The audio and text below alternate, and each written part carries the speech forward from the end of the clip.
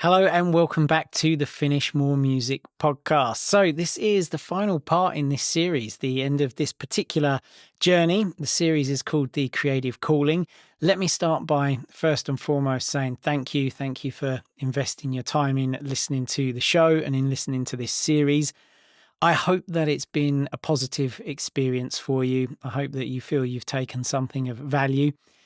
Going forward into our final episode, we are going to be looking at how to overcome the other of the two threats that lay claim to getting in the way of us following our calling and stepping into that best version of ourselves. And that is lethargy, or said another way, no motivation to act. So let's meet this one full on. I'm also going to share with you a hack that I created for myself. It just came to me in a download. It's been fail-proof. It works every time I'm feeling too tired, feeling that I don't have the motivation or the energy to move forward, and hopefully it's going to work exactly the same for you. So let's get started.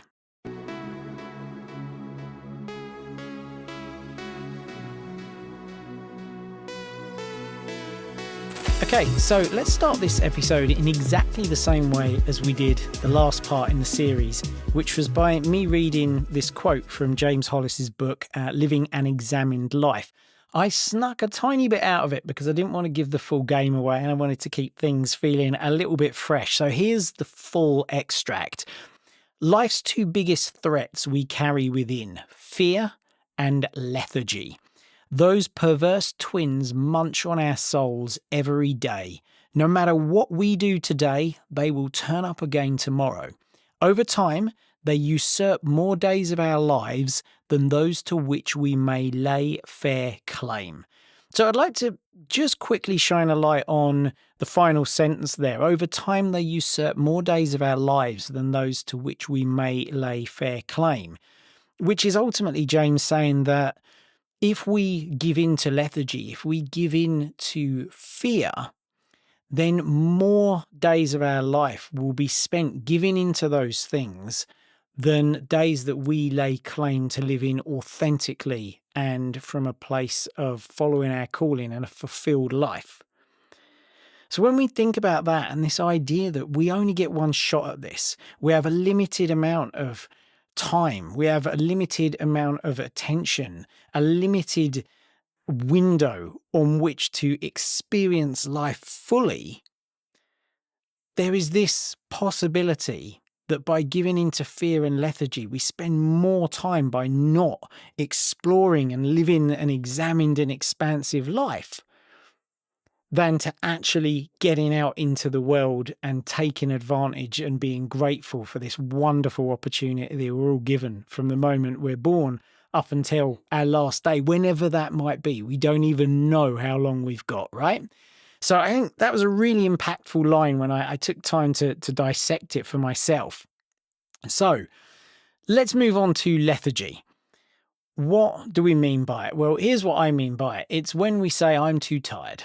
Or that the classic, I'm so exhausted. That's a big one that people throw out that can often be an exaggerated claim, right? I don't feel like it. I don't have the energy. I'll do it tomorrow.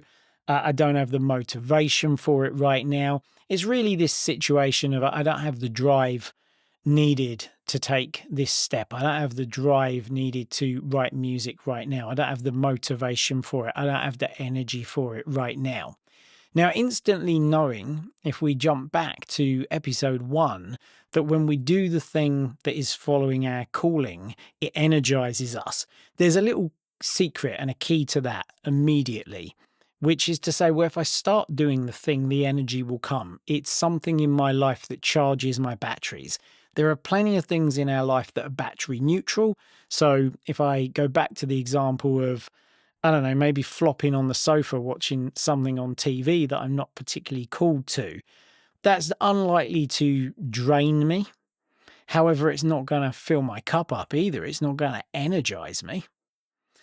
And then there are battery draining things. There's stuff that's like high bandwidth. It's difficult. It's challenging to do in our life that will drain us. It could be work related. It could be I don't know, physical exercise related for some people. There'll be things that drain the battery. For me, as I said, that gives me energy. But there'll be a bunch of things that we do that are taxing on us, of course, that take our energy. The things we're called to, they are the things that give us our energy back, and they give us our time back, because more energy leads to more potential to fill up other sections of our life and other commitments. So that's all well and good. We can say, well, I know about that, but I still feel like I'm too tired to get started. So what on earth do I do about it? And that's a really good question. And I got a couple of answers to it. So the first thing is that the more I thought about this, the more I realized that motivation isn't given, it is earned. And I think that's an important thing to know. I think it's important to know that it's not that we need motivation to start. It's that we need to start in order to find the motivation. It will come to us. It's not just about energy, it's the motivation side of things as well. And I like knowing that actually, in order to get up for this thing, I've got to bite down on the gum shield a little bit. And that's a good thing, versus biting down on the gum shield is hard, it's arduous, it's difficult. No, actually, like, I got to get up, I got to go for it, and then I'm going to feel like it. I got to do the thing to feel like it rather than feel like the thing to do it, you know? The other pieces to this that have been sort of come to me, if you like, either through discovery because my radar's on for this stuff now, or has just been a download, like a shower moment. It's just appeared for me. One was when I watched a video. I love watching stuff about the special forces. Particularly the SAS and SBS, because I'm British, super proud of this elite fighting force. They're amazing, serving our country and serving a great many other countries as well. But they are supreme athletes mentally and physically. And so I'm always reading and watching stuff and listening to podcast episodes that they're in. I find them so inspiring. And there's this one guy who's on shows actually out here in the US as well as shows in the UK. Billy Billingham, very decorated soldier from, I think it was the SBS. I can't remember. He may be SAS as well. But he mentioned, I think, that they have a poem on the wall, I think in the barracks. But certainly I've seen that it's in a cathedral in the UK as well that honours the SAS and the SBS. And he spoke about this poem, and I'm going to read it out for you. And the poem goes like this. It's from James Elroy Flecker. We are the pilgrims, master, we shall go. Always a little further, it may be. Beyond that last blue mountain, barred with snow, across that angry or that glimmering sea, white on a throne or guarded in a cave, there lies a prophet who can understand why men were born, but surely we are brave, who take the golden road to Samarkand. And he spoke about this, and there are two bits in there. There's, of course, the we are brave, back to this idea of boldness delivers us from fear, and in this case, boldness and taking the first step delivers us from lethargy as well. The line he most spoke about was always a little further. And that's the mindset that they have. I can go that little bit more. I can go that little bit more.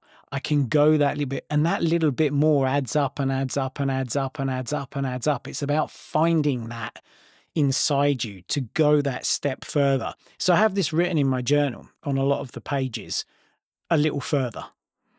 And it reminds me when I'm like, that's it, I think I'm spent for the day.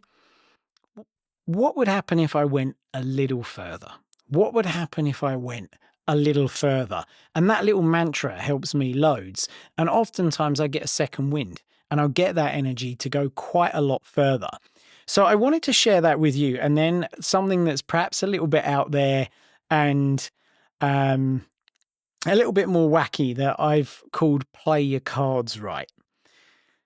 So, if you are of a certain age, my age, a little bit older, and you're from the UK, you may remember there was a game show on the television called Play Your Cards Right. And it featured a gentleman, the host of it, called Bruce Forsyth. And this is somewhat apt because I'm talking about creativity and finding that bit of energy to get started. Or rather getting started to find that bit of energy. So it's somewhat apt that Bruce Forsyth is somehow at the center of this. I don't know where this came from or how this landed in my head, but this is a foolproof method. It works for me every time.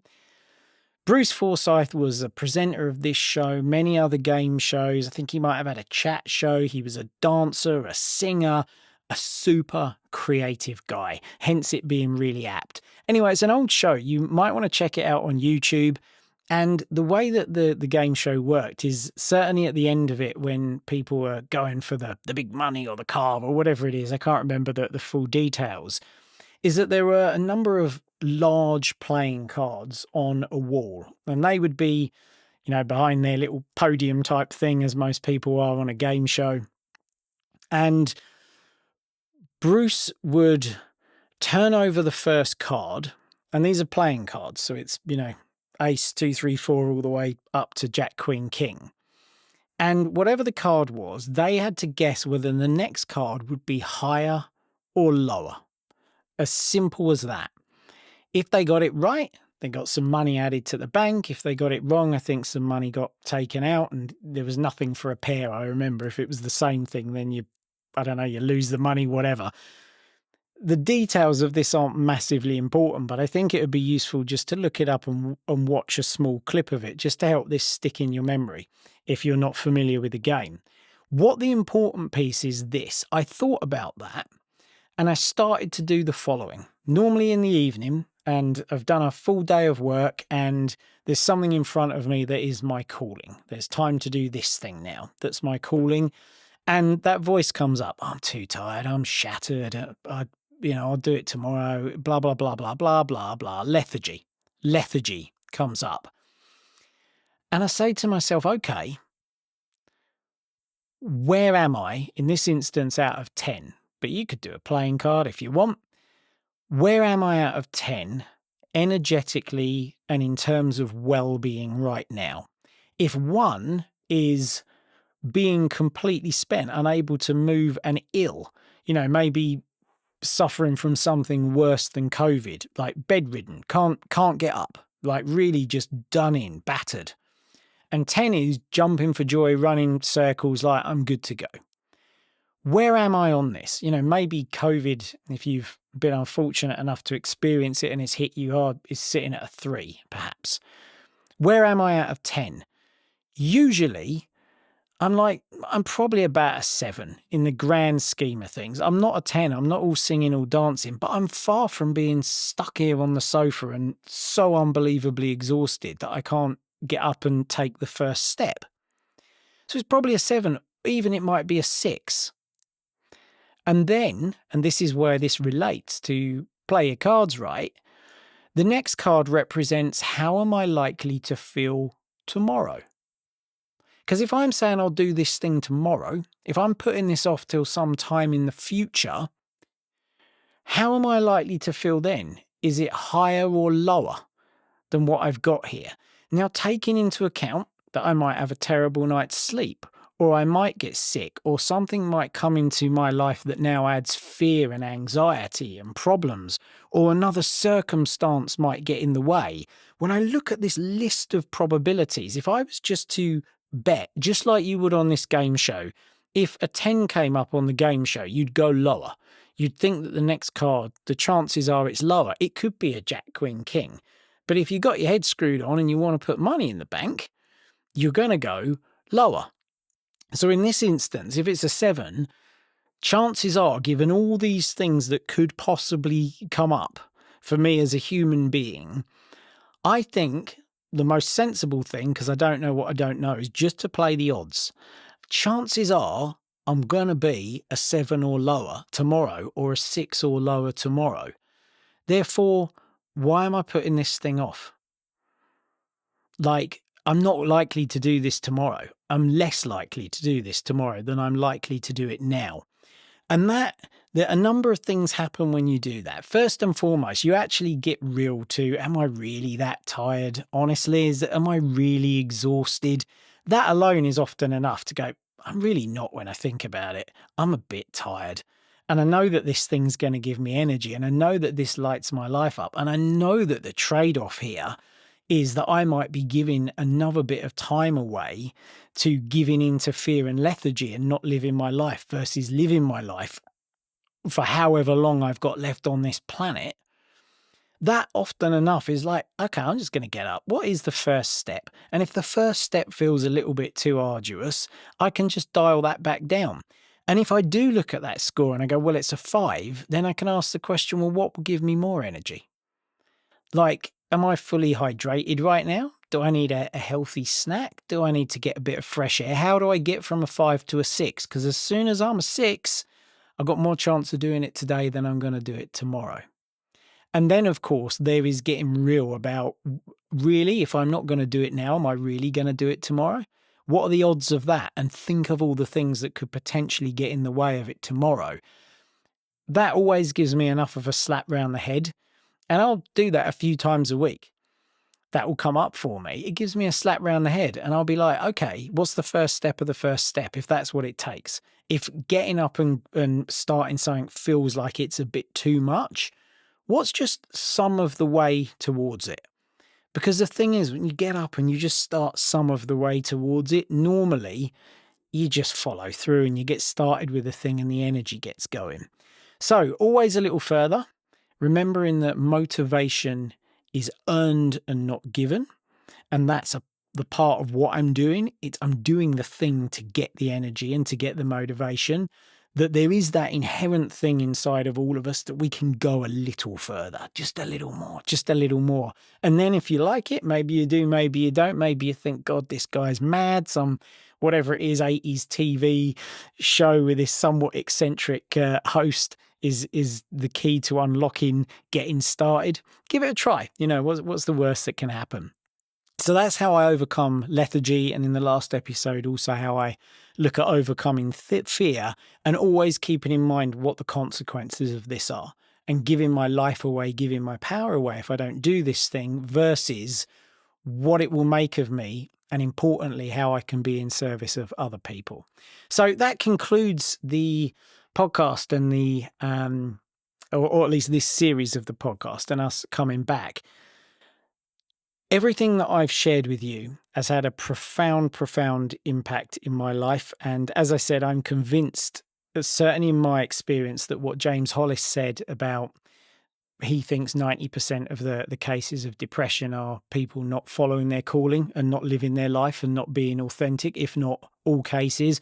It resonated deeply with me. And so I hope that this has excited you to listen to your inner voice and perhaps make a list of the things that you've been meaning to get round to, or that little thread that just keeps on that. Let's try this. Let's try this.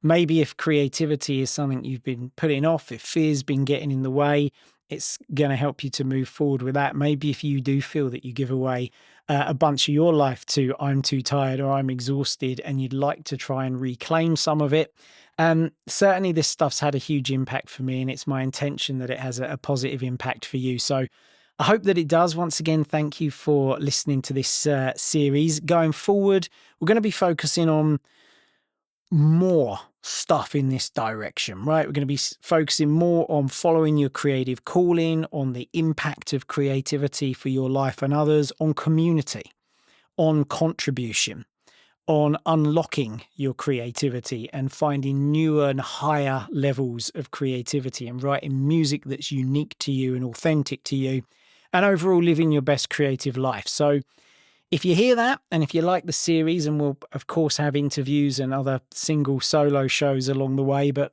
if you like the format, if you like the direction where we're going, then of course I would be delighted for you to come along on this journey with me as we explore these different topics together. Thanks again for listening. Please do hit me up. Let me know what your thoughts were about this series. DM me on Instagram at I am Keith Mills. Again, because of the slightly different structure and the format of the show now, be sure to subscribe if you want to come along for the journey, because it would be easy to miss different episodes. And know this, that when you subscribe, it also boosts the podcasts in the search rankings on different platforms, which means that if you're taking value from this, you're potentially opening up the door for someone else to find it who might take value. So on that note, happy music making. Thanks once again, and I will see you in the next episode.